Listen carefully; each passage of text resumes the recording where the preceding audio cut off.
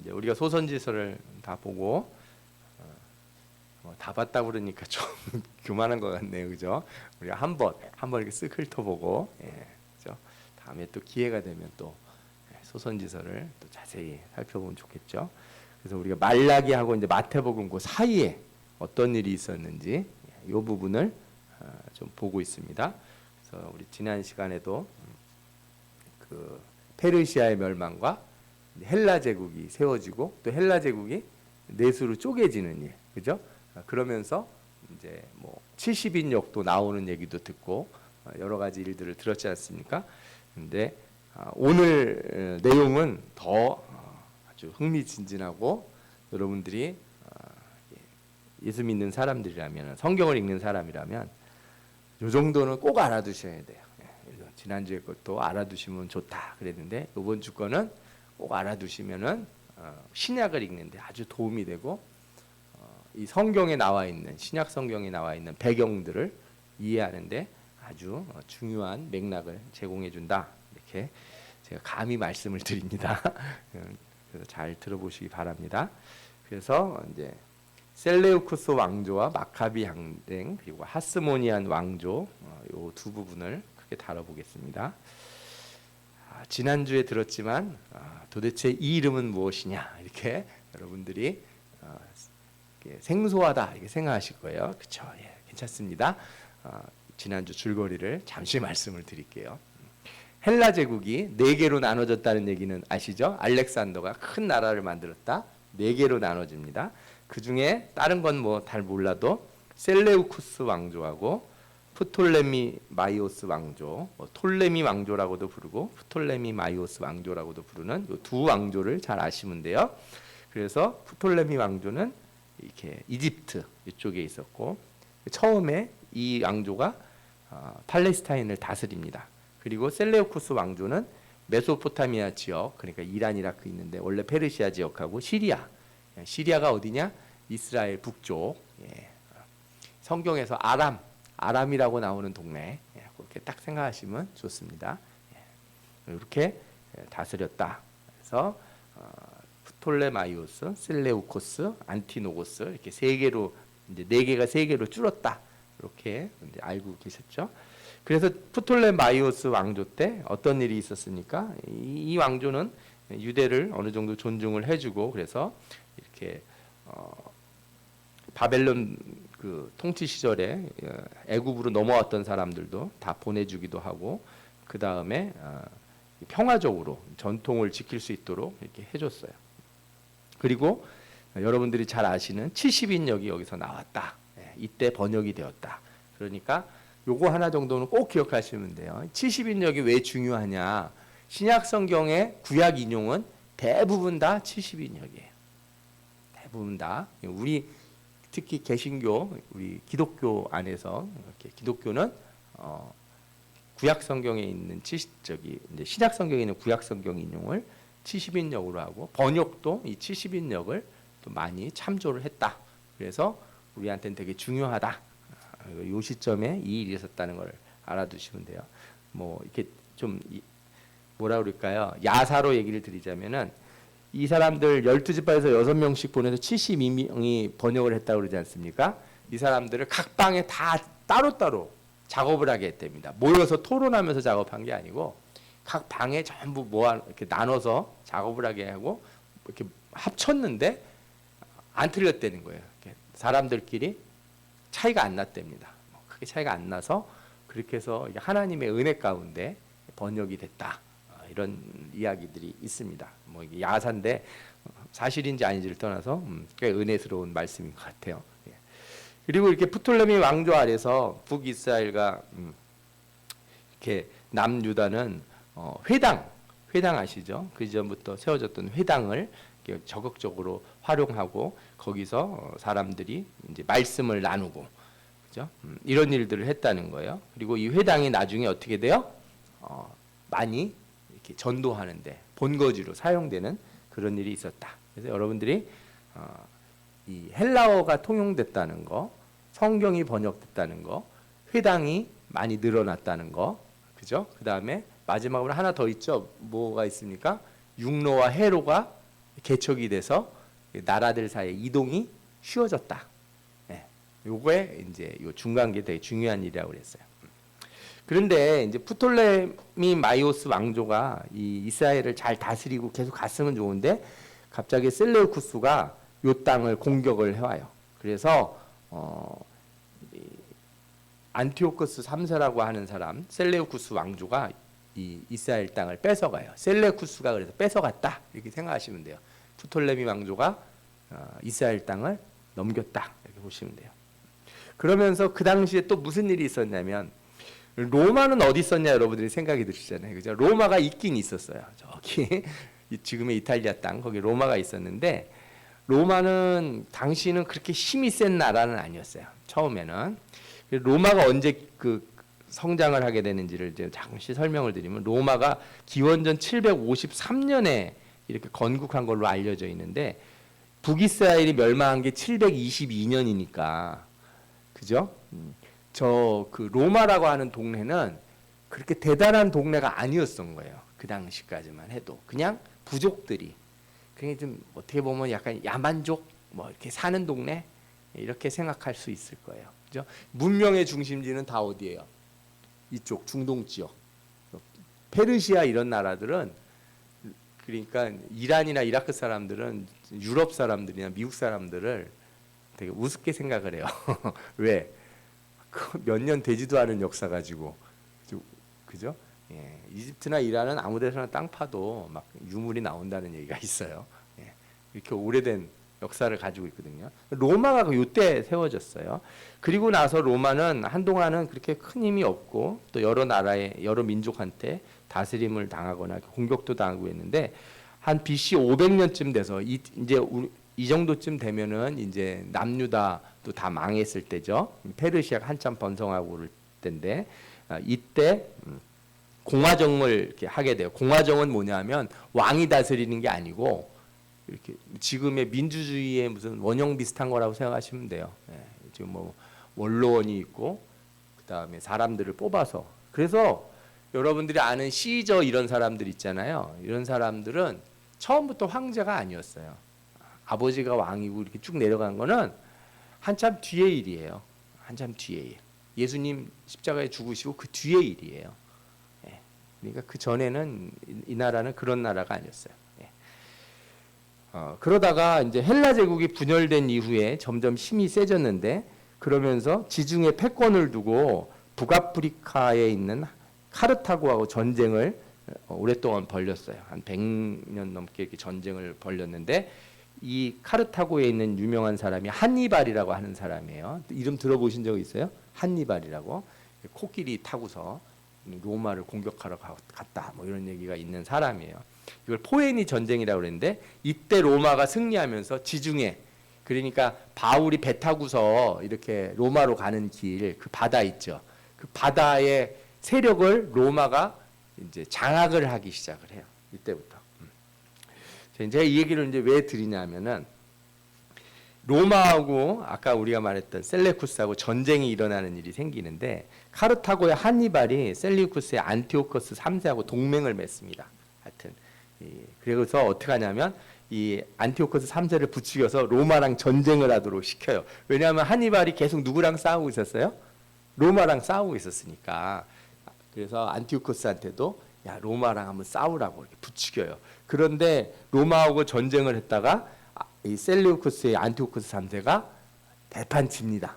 예, 박살이 나요. 그래가지고 거대한 배상금을 로마에 지급을 하게 돼요. 이후에 이 사람의 아들 안티오코스 4세가 왕이 되는데 이 사람이 약간 나쁜 말로 하면 또라이예요. 표현이 뭐라 그럴까? 약간 미치광이 기질이 있고 성질이 좀 그런가 봐요. 예. 이름을 뭐라고 지어요? 안티오파네스라고 이름을 지고 이게 무슨 뜻이냐면 신의 현현 안티오파네스란 말이었는데 신이 나타났다 이거예요. 자신이 신이다 이렇게 이름을 줘요. 예. 안티오코스 4세가. 그런데 이 안티오코스 4세는 자기가 이름은 이렇게 지었지만 돈이 하나도 없어요. 왜? 아버지 때 로마에 져가지고 돈을 다 많이 물어줬어요. 그래서 돈을 어디서 긁을까 그러다가 공격한 나라가 어디예요? 예, 유대예요, 유대. 유대인들은 이 안티오코스 4세를 뭐라고 불렀냐면 에피마네스라고 불렀어요. 에피마네스. 에피마네스는 무슨 뜻이에요? 바보, 멍청이 이런 뜻인 거예요. 미친놈 이런 뜻으로 불렀다는 거예요. 그런데 당시에 그 유대 제사장들은 제사용 제물을 독점해요. 그래서 우리가 예수님 시대 때도 똑같은 일이 생기잖아요. 이 제물을 들고 왔는데 그거 흠 있어 안 받아. 그리고 내가 말하는 가게 가서 사. 이런 식으로 해서 돈을 벌었다는 거예요. 유대 역사가가 기록에 남긴 걸 보면은 제사장이 최소 4-5배 이상씩 벌었대요. 뭐 그래도 명절날 때는 훨씬 더 많이 벌었겠죠. 절기 때는. 그죠? 평상시 제물도 4-5배를 받았으니까. 그러니까 부를 엄청나게 축적을 한 거예요. 이 사람이. 그런데 이 오니아스 3세라고 하는 이 제사장의 동생이 여호수아라는 사람이 있었는데 안티오코스 4세가 돈이 필요하잖아요. 그러니까 이 사람한테 뇌물을 주고 대제사장 자리, 형이 하고 있던 대제사장 자리를 뺏어요. 그러니까 여러분들이 신약 성경을 읽다 보면 안나와 가야바 이런 사람들 나오지 않습니까? 안나스, 가야바 이런 사람들 이름들이 나오잖아요. 이 사람들이 다 제사장을 어떻게 해서 얻었냐? 로마에 뇌물을 주고 얻은 사람들이에요. 제사장들이. 그러니까 그 시작점이라고 할 만한 게 이 시점부터 이미 있었고 제사장들의 타락이라고 하는 게 이때부터 있었던 거예요. 물론 그 이전부터죠. 그러니까 말라기서의 제사장들에 대해서 하나님이 자꾸 뭐라고 그러잖아요. 그러니까 이스라엘 백성의 신앙의 타락은 어디서부터 출발했다 보냐면 제사장의 타락부터 시작했다. 이런 말씀들을 우리가 소선지서에서 본 게 다 그런 이유가 있는 거예요. 이 사람이 여호수아라고 하는 사람이 뇌물을 주고 대제사장 자리를 빼앗은 다음에 자기 이름을 야손이라고 바꿔요. 이름을 영어식 이름으로는 제이슨인데 야손으로 돼 있어요. 그래서 여러분들이 혹시 기회가 돼서 공동 번역으로 되어 있는 그 캐톨릭 성경 있죠? 거기에 보면은 마카비서가 나오는데 거기에 야손이라고 하는 사람 이름이 등장을 해요. 이 이야기가 거기 나와요. 성경에 그 마카비서 상하에 보면은 이 사람이 이름을 바꾸고 예루살렘을 헬라화하는데 앞장을 서요. 우리나라로 따지면 일제시대 때 일본 앞잡이가 돼가지고 창씨 개명을 주도합니다. 유대인들의 이름을 헬라 이름으로 바꾸게 하고 더 황당한 거는 성전 아래쪽으로다가 거기다가 경기장을 만들어요. 올림푸스 경기장.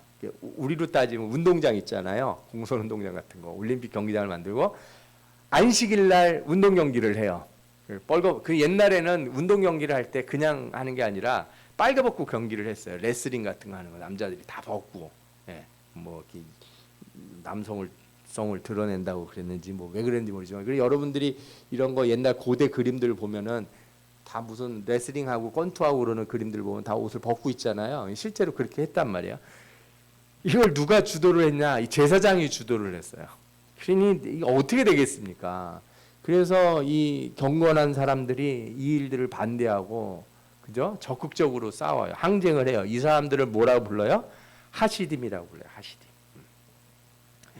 그런데 이 또 어떤 일이 생겼냐면 이렇게 해서 여호수아 야손이 계속 대제사장을 잘 하면 되는데 그렇게 안 되고 메날라우스라고 하는 사람이 뇌물을 써서 안티오코스 4세에게 주고 다시 여호수아한테서 대제사장 자리를 뺏어요. 뇌물로 얻은 대제사장 자리를 다른 사람이 돈을 더 주니까 이 안티오코스가 어떻게 한 거예요? 준 거예요. 얘는 돈만 벌면 되니까 나한테 뇌물을 더 주는 애가 있네? 그래, 그럼 네가 대제사장 해 하고서 넘겨줘요. 그러니까 이제 안티오코스가 돈이 좀 많이 생겼나 봐요. 여러 군데에서 이렇게 뇌물을 많이 받으면서. 그러니까 이제 자기를 좀 드러내고 싶어서 무슨 짓을 하냐면은 안티오코스가 이집트의 알렉산드리아를 공격해요. 이집트의 알렉산드리아는 프톨레미우스 왕조에 있는 땅이죠. 그 셀레쿠스에 있는 이 안티오코스 4세가 거기를 공격을 하는데, 공격을 했다가 누가 와서 물러가라고 위협을 하냐 하면 로마가 와서 위협을 합니다. 로마가. 너 여기서 이러지 말고 니네 땅으로 돌아가. 이거를 누가 하냐? 로마가 해요. 자, 그래서 이 얘기가 그 얘기예요. 우리가 뭐 읽었던 본문에 북방이 많은 재물을 가지고 본국으로 돌아갔어요. 자기 마음대로 하고 또 기한이 돼서 다시 남방에 이를 것인데 전번만 못한다 이랬어요. 그리고 이 사람이 기띔의 배들이 이르러 그를 칠 것이다 그랬는데, 이걸 잘 생각해 보면 로마가 배를 끌고 와가지고 이 안티오크 4세를 친 거를 알 수가 있어요. 이 말씀, 이 내용을 보고 나서 이 말씀을 보면 이게 그 얘기로 딱 느껴져요. 그가 낙심하고 돌아가면서 거룩한 언약에 분노했다는 거예요. 그러니까 예루살렘한테 뇌물만 받고 자율권을 준 거를 이제 화가 나가지고 그 로마한테 당한 그 모욕을 어디다 푸냐? 예루살렘에 가서 풀어요.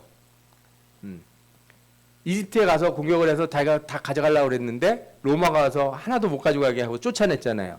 그러니까 배를 타고 돌아간 게 아니라 시리아로 돌아간 게 아니라 육로로 올라가면서 팔레스타인 지역을 지나가는 거예요. 지나가면서 예루살렘에 가가지고 예루살렘을 난리를 쳐놓습니다. 그래서 거기서 어떻게 해요? 성소를 더럽히고 매일 드리는 제사를 폐하며 멸망하게 하는 가증한 것을 세운다 그랬어요. 이때 무슨 일이 나오냐? 안티오크 4세가 성전에서 제우스 신상을 세우고 돼지로 제사를 드려요. 할례를 금지시키고 완전히 쑥대밭이 됩니다. 이 예루살렘 성이. 그때 언약을 배반하고 악행을 하는 자를 속임수로 타락시킬 것이다. 이제 이거를 따라가는 사람들이 있을 거라는 것을 분명히 알겠죠. 그런데 오직 하나님을 아는 백성은 강하여 용맹을 떨치리라. 우리가 지금 이제 읽어야 되는 부분이 여기 있습니다. 그래서 안티오크 4세가 알렉산드를 공격했다가 로마에서 물러나고 다시 이제 하는데 이때 여호수아가 야손이 뇌물로다가 자기 자리를 뺏은 메날리우스를 제거해요. 이유가 있죠. 베냐민 지파니까 제사장이 될 수 없잖아요. 레위 지파가 아니라서 뭐 여러 가지 이유를 들어서 얘를 제거를 하고 다시 제사장이 돼요. 이때 안티오크 4세가 이집트에서 로마에 당한 것을 예루살렘에 막 쏟아놓는데 이게 167년 기스롤 12월에 있었던 일이에요. 그래서 성전이 파괴되고 할례가 금지가 되고 돼지로 제사를 드리고 성전의 제우스상을 세우도록 하고 이 일을 야손이 적극적으로 실행을 해요.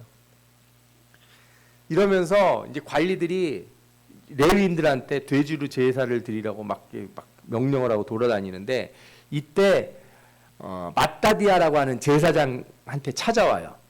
돼지로 제물을 바치려고 하는 자들이.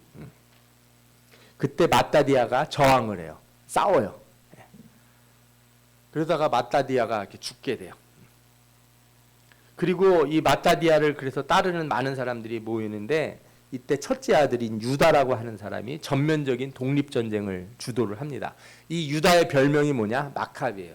유다 마카비라고 불러요. 마카비라는 말이 망치라는 뜻인데 그래서 이 유다 마카비가 레위인인데 사람들을 이끌고서 게릴라 전법, 숨었다가 몰래 공격하는 방식으로 여러 전투에서 승리를 해요. 안티오코스가 처음에는 신경을 못 쓰고 있다가 나중에 결국에 군대를 보내는데 마카비가 이렇게 전투에서 승리를 하면서 안티오코스가 협정을 맺어요. 그래서 이렇게 양보를 해요. 그리고 나서 어떻게 되냐면은 164년 기스롤에 시리아로부터 그러니까 이 셀레우쿠스죠. 여기로부터 종교적인 독립을 쟁취해요. 중요한 건 종교적 독립을 쟁취한다는 거예요. 이때 성전에 가득한 돼지피를 제거하고 무상을 다 걷어내고 성전을 하나님께 다시 봉헌을 해요. 이 때를 기념해서 세워진 절기가 뭐냐? 한우카예요. 한우카.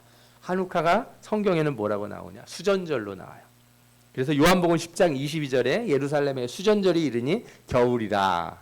예수께서 성전한 솔로몬 행각에 건이시니, 그죠? 예수님, 이게 요한복음에 나오는 수전절이에요. 이 수전절은 구약 성경에 나오는 절기가 아니에요. 다른 절기들은 다 구약 성경에 나오는데 이 수전절은 중간기, 요 마카비 항쟁 때 성전을 탈환하고 깨끗하게 하고 하나님 앞에 다시 성전을 봉헌함으로써 드려진 절기다. 이렇게 아실 수 있어요. 그래서 우리가 마카비 항쟁이 뭐냐? 안티오크 4세가 성전을 더럽힌 것을 다시 찾아와서 종교적으로 독립을 하게 된 것. 이때가 이제 마카비 마카비 항쟁의 때예요. 그러면은 마카비 항쟁하고 하스모니안 왕조는 어떻게 관계가 되냐? 옆에 표를 보시면 글자가 잘 보이시는지 모르겠어요. 맨 꼭대기에 누가 있어요? 마따디아가 있죠. 제사장 아들이 있는데 유다 마카비가 있고 요나단이 있고 시몬이 있어요. 유다 마카비가 성전을 회복한 뒤에도 계속 독립운동을 해요. 정치적으로도 독립을 해야겠다. 온전한 나라를 세워야겠다. 그냥 하나님만 믿을 수 있는 정도가 아니라 저 이방 나라들이 우리한테 와서 돈 뜯어가고 막 이런 거를 다 이겨내는 독립을 해야겠다 하다가 시리아 군대에 의해서 전사하게 됩니다. 셀레우쿠스 왕조에 싸우다가 죽어요. 예. 그 다음에 그러면 유다 마카비가 죽은 다음에 누가 그 이제 지도자가 되냐? 요나단이 지도자가 돼요. 예. 이렇게 해서 여기서부터 이제 왕조가 시작이 되는데 정확히 얘기하면 요한 힐카누스 1세부터 왕조가 시작되는데 어떻게 되는지 한번 들어보시죠. 이때 이제 그 마카비가 죽은 다음에 이 셀레우쿠스 왕조에도 일이 생겨요. 알렉산더 발라스라고 하는 사람이 자신이 아들이라고 안티오쿠스 4세의 아들이라고 주장을 해요. 그러면서 당시 왕이었던 데메트리우스 1세를 공격을 합니다. 그러니까 쉽게 말해서 내부에 싸움이 일어나요. 그런데 유다의 저항군을 이끈 요나단이 누구를 지지하냐면은 발라스를 지지를 해요. 그래서 발라스가 어떻게 하냐? 요나단을 대제사장 및 유대 지역의 총독으로 임명을 해줍니다. 그래서 이제 이 사람은 제사장이 될 수가 있죠. 왜냐하면은 이 앞에 있던 마따디아가 레위인이잖아요. 레위 지파 사람 제사장이었단 말이에요. 이 집안이. 그러니까 요나단을 이 사람이 제사장이 되고 그러면서 유대 총독으로도 임명을 하는 거예요. 그런데 이 요나단이 나중에 살해가 돼요. 누구에게 왜 살해되냐? 시리아 군대에서 또 살해가 됩니다. 장군한테. 그 다음에 누가 대제사장이 되냐면 동생 시몬이 돼요. 그러니까 형제 셋이 마띠아가 싸우다 죽고 요나단이 죽고 그 다음에 동생 시몬이 왕이 이제 대제사장이 돼요. 그런데 시몬이 처음엔 발라스를 지지를 했겠죠. 그런데 데메트리우스가 발라스보다 더 좋은 조건을 제시하자 시몬이 데메트리우스로 이제 지지를 바꿔요. 그러면서 이렇게 데메트리우스가 시몬한테 약속을 해줍니다. 뭐라고 하냐면 정치적 독립을 약속을 해줘요. 그래서 어떤 일이 생기냐? 마카비는 신앙적인 독립만 했는데 이 시몬이 드디어 나라를 독립을 하게 돼요. 완전히 독립을 합니다. 그래서 정치적 독립을 얻게 돼서 142년에 왕이 됩니다. 왕이 되고 제사장을 겸직을 해요. 근데 여러분들 성경에서 왕과 제사장을 겸직을 할 수가 없거든요. 뭐 그럴 수가 없어요. 그런데 랍비들이 와서 시몬을 영구적으로 왕이자 제사장으로 결정을 해요. 이게 이제 뒤에 가면은 제가 마카비서에 나오는 구절을 하나 읽어드릴 건데 뭐라고 조건을 다냐면 진정한 그 메시아가 올 때, 그죠? 지도자가 올 때까지 임시로 제사장과 왕을 겸임하도록 한다 이런 식으로 얘기를 해요. 그러면서 하스몬 왕조가 세워져요. 하스몬 왕조가 이때 세워집니다. 그런데 시몬은 그 뒤에 이 135년에 프톨레미 6세, 그러니까 이름을 보니까 프톨레미 왕조겠죠. 여기 있는 사람에 의해서 살해가 돼요. 그리고 그의 아들 요한 힐카누스가 시몬을 이어서 왕과 대제사장이 됩니다. 이때부터 좀 문제가 있었어요. 나라가 왕과 제사장을 겸임한다는 게 좀 이상한 일이잖아요. 근데 어떻게 보면은 여기 하나의 그림자가 있어요. 예수 그리스도의 그림자. 뭐예요? 왕이시고 참 제사장이신, 그렇죠? 예. 미래적인 어떤 그림자가 있다 이렇게도 볼 수가 있어요. 이렇게 해서 이제 요한 힐카누스라고 하는 사람이 왕과 대제사장이 되는데 데메트리우스의 아들 안티오코스 7세가 다시 유다를 침략을 합니다. 셀레우코스가 다시 유다를 침략을 하고 결국에 져서 이 완전한 독립이 한 대를 못 지나가고 요한 힐카누스 때부터 다시 조공을 바치는 그런 나라가 돼버립니다. 이스라엘의 독립이 사실상 그냥 아침 이슬만큼밖에 버티지를 못해요. 그리고 이러면서 이제 어떤 일이 생기냐면 마카비를 지지했던 하시딤들 있잖아요. 경건했던 사람들이 요나단 통치 지나고 시몬을 지나면서 파가 갈립니다. 사두개파, 바리새파, 에세네파로 갈려요. 이때 갈리는 거예요. 하시딤이. 이 시점에 갈리는데 사두개파가 어떻게 이제 나오냐면은 요한 힐카누스 1세가 왕이 된 후에 다윗과 솔로몬 당시에 영토를 거의 회복을 하고 이듬해도 정복하고 강제로 유대교로 개종을 시켜요. 이게 나중에 이제 또 문제거리가 되긴 하는 일인데 어쨌든 이렇게 나라가 아주 커졌죠. 그런데 하시딤은 왕과 제사장을 겸직하는 요한 힐카누스에 반대를 해요. 누구만 이렇게 요한 힐카누스를 지지하냐면 사두개파만 해요. 사두개파 사람이 요한 힐카누스와 손을 잡아요. 그리고 바리새파를 모함을 해요. 다른 파들을. 쟤네들이 당신을 다 싫어한다.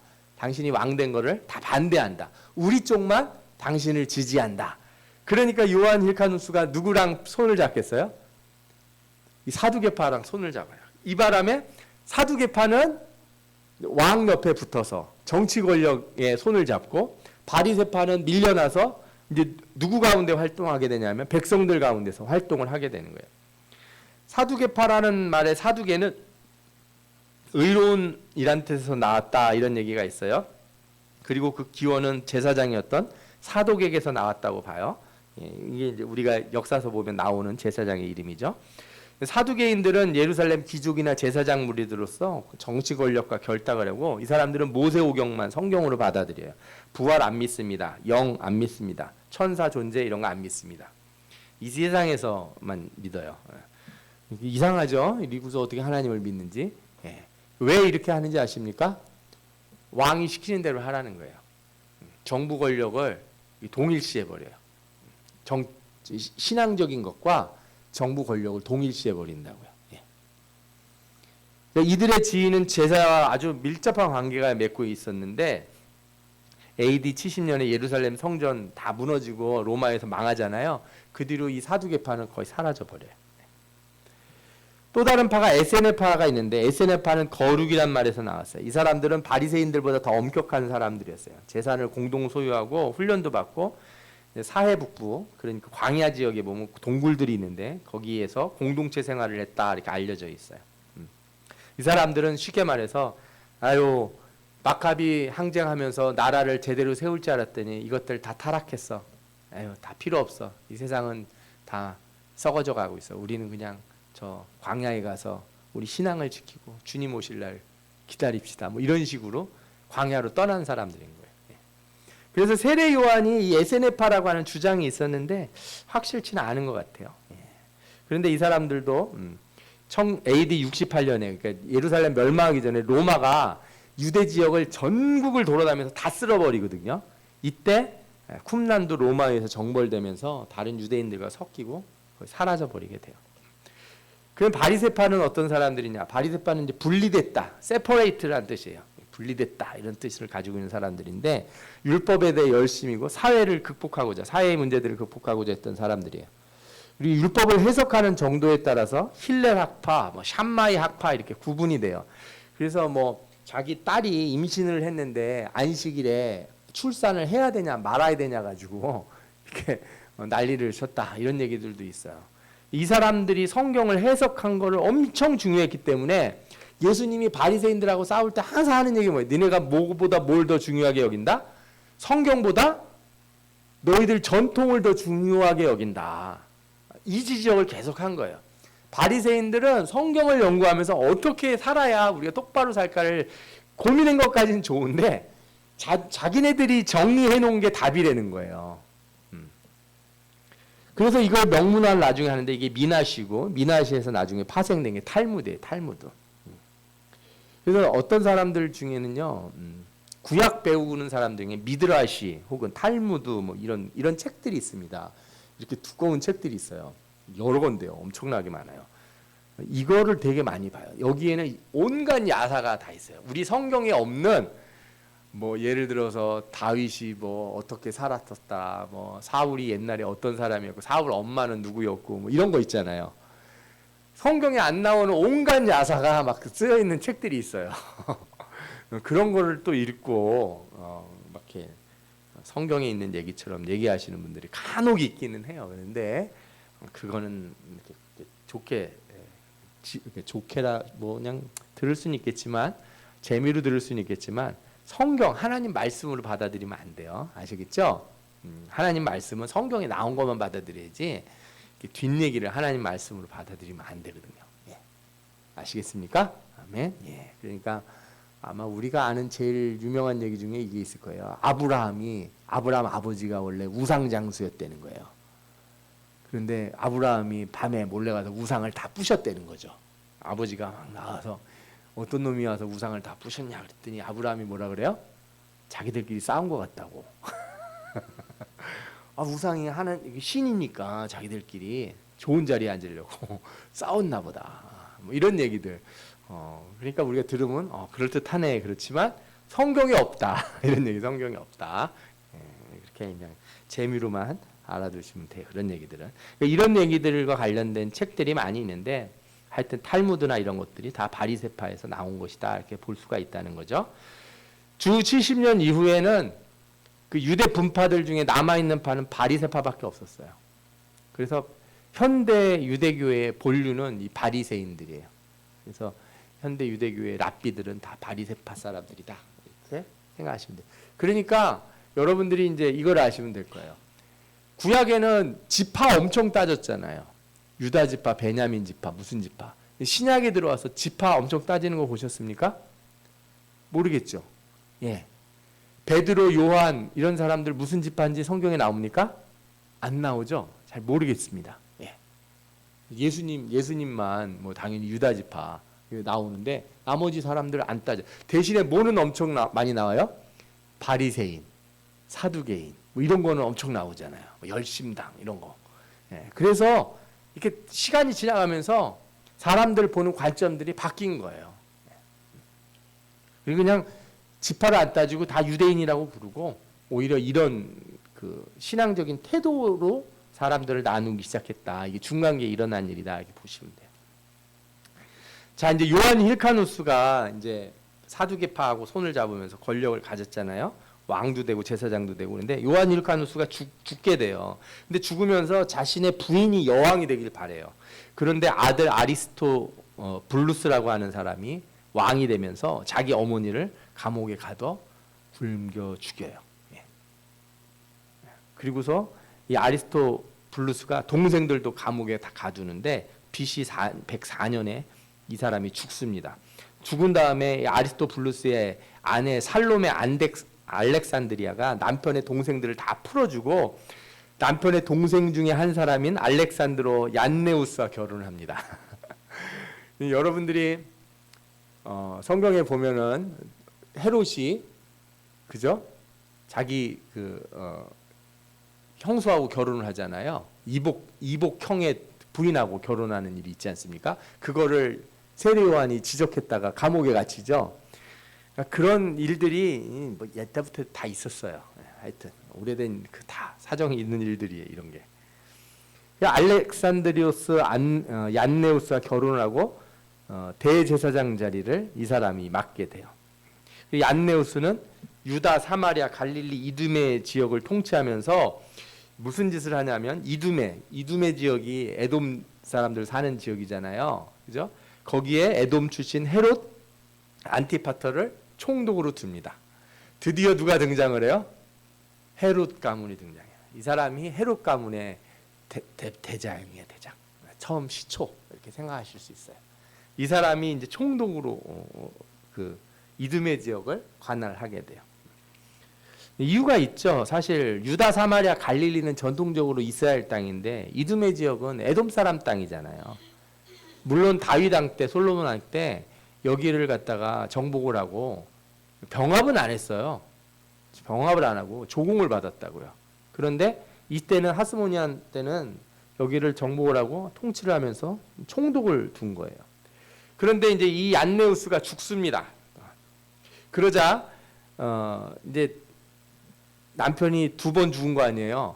한 번은 이제 어머니 죽이고 형제들 다 감옥에 가뒀던 남편이 첫째 남편이 죽고 두 번째 자기가 풀어줘서 이제 결혼했던 그 남편 동생을 뭐라고 불러야 되나요? 시동생도 죽고 시동생하고 결혼했는데 그 결혼한 시동생이 죽었잖아요. 그러니까 이 사람이 이제 자기가 여왕이 되기로 해요. 에이 남자들 다 소용없다 그렇게 생각을 했는지 본인이 여왕이 됩니다. 그리고 장남 힐카누스 2세에게는 대제사장직을, 둘째 아들인 아리스토블루스 2세에게는 군사령관직, 정확히 얘기하면 왕위를 주는 거죠. 그 왕과 제사장직을 이 여왕이 자기 아들 둘한테 나눠줘요. 겸직하지 않도록 나눠줍니다. 그런데 이 67년에 BC 67년에 살로메가 죽은 뒤에 두 아들이 권력 다툼을 벌려요. 아니 그냥 한쪽은 제사장하고 한쪽은 왕하면 얼마나 좋아요. 그렇게 안 하고 둘이 싸워요. 그리고 누가 이겨요? 힐카누스 2세가 이기는데 이때 어떻게 이기냐?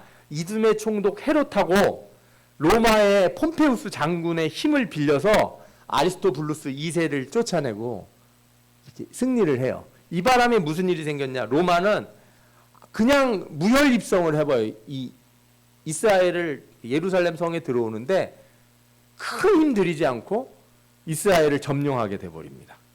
네. 아니 아무리 자기네끼리 싸운다고 해서 거대 제국 로마를 끌어들인다는 게 말이 돼요?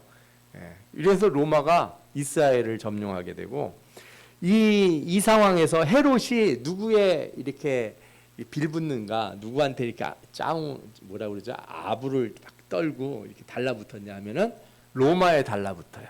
예, 폼페이한테 막 달라붙어서 헤롯이 이스라엘의 왕이 돼 버립니다. 하스모니안 왕조가 여기서 끝이 나요. 예. 그래서 이제 헤롯이 왕이 되면서 자기 왕의 정통성을 이어받기 위해서 어떻게 해요? 하스모니안 왕가의 딸과 결혼을 해요.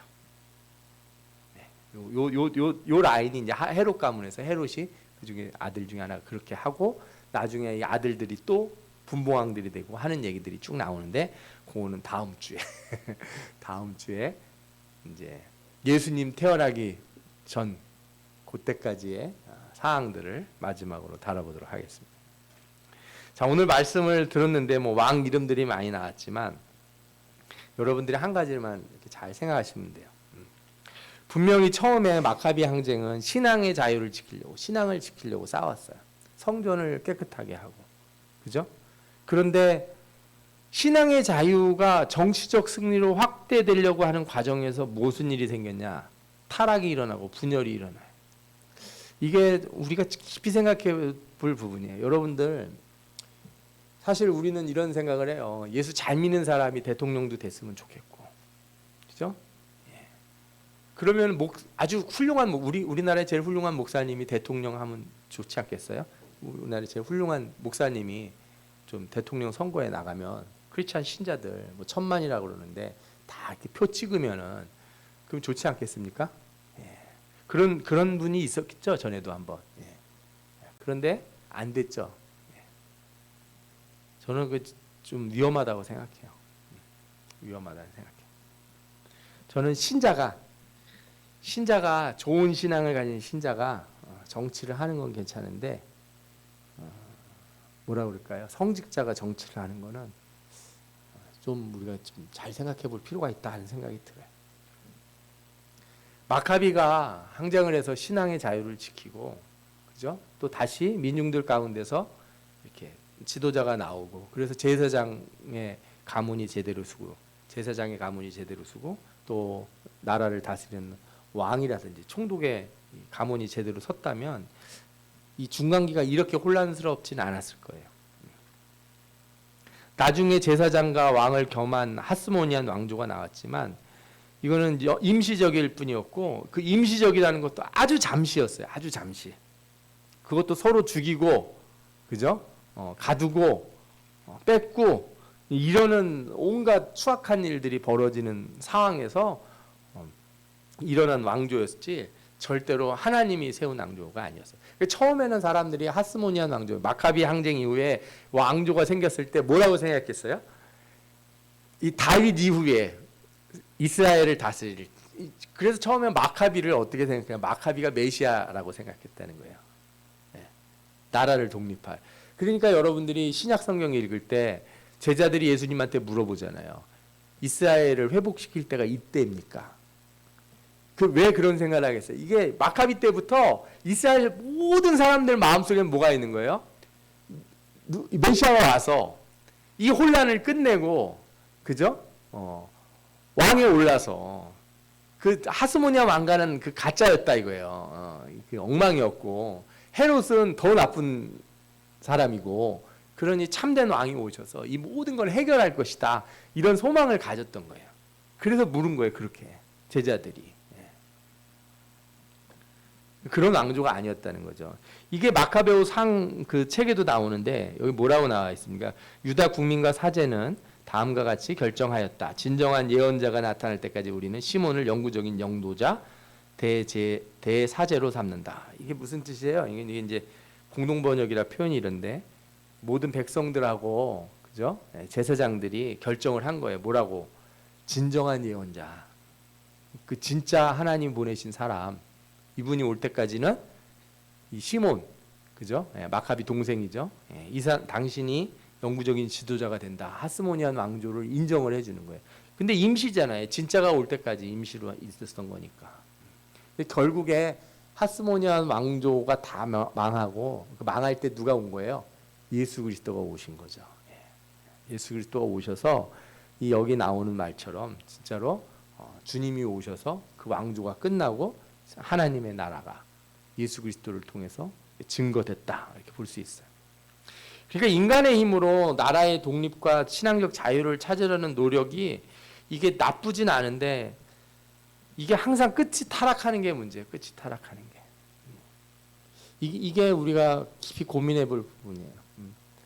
저는 우리나라 역사에도 그 장로님이었던 대통령들이 몇 분 계셨잖아요. 그죠? 시작은 좋았는데 끝이 참 안타깝다 하는 생각이 들어요. 그런 분들 대통령 됐을 때 교회가 얼마나 기도했는지 몰라요. 그렇죠? 국회에서 기도회도 많이 하고 청와대에서 기도회 하고 막 그랬는데 어떻게 뭐 하다가 그렇게 됐나 하는 생각이 들어요. 제가 뭐 그런 걸 정치를 잘 아는 사람은 아니지만 사람이 이익이라고 하는 거, 그죠? 인간의 이익이라는 거를 신앙과 같이 결부해놓고 그 이익을 마치 하나님이 주신 축복이다 이렇게 생각하는 순간 아주 타락하기 쉬워요. 조심해야 됩니다. 우리가 또 많이 보게 되잖아요. 대제사장의 직분을 하나의 권력으로 이익 수단으로 여기는 자들은 하나님 나라의 참된 제사장이 될 수도 없고 그들을 통한 어떠한 그 왕도 세워질 수 없다는 것을 이 마카비서에 나오는 이야기들이 잘 보여주고 있어요. 그리고 계속해서 우리가 이게 보게 되는 게 그거예요. 하나님 나라를 자꾸 참된 신앙의 회복을 위해서 이렇게 많은 사람들이 애를 썼지만 결국엔 갈리잖아요. 사두개파들은 권력으로 가고 바리새인들은 또 자기들 나름대로 하는데 중요한 건 뭐냐면 그 나라의 공의가 실현되는 거예요. 말라기서부터 계속 강조했던 것. 그죠? 저 시대에 얼마나 많은 사람들이 고난을 겪고 어려움을 겪었겠어요. 단순히 성전에서 제사를 드리는 게 중요한 게 아니고 그 나라에 참된 공의가 세워지고 정의가 온전하게 이루어지는 것. 이때야 말로 하나님의 나라가 세워지는 것이고 하나님의 뜻이 이루어진다는 걸 알 수 있어요. 그래서 이 중간기 역사를 보면 우리가 이런 안타까움을 느끼게 돼요. 메시아를 기다리면서도 자신들이 메시아가 되려고 했던 그 시대를 보게 돼요. 하나님의 나라를 기다리면서도 하나님의 나라를 망쳐버리는 사람들. 신앙을 지키려고 하면서도 신앙을 이렇게 타락시키는 사람들. 우리가 항상 이런 걸 조심해야 돼요. 저는 그 교회사 같은 걸 보면서도 많이 나오는 그런 걸 보게 돼요. 개혁하고 종교 개혁을 하고 무슨 개혁을 하고 교회 개혁을 하는데 시작은 멋있었는데 뒤로 가면 갈수록 권력에 취하거나 어떤 다른 이익에 취해서 타락해버리는 많은 일들을 봤을 때 그래서 교회는 어떻게 돼야 돼요? 날마다 개혁해야 돼요. 날마다. 우리 신앙은 날마다 깨어나야 돼요. 날마다 우리 자신을 살펴야 되고 나에게 주신 것, 내 손에 들어오고 내 삶에 온 것들에 매여 있으면은 그때부터 타락이 되는 거예요.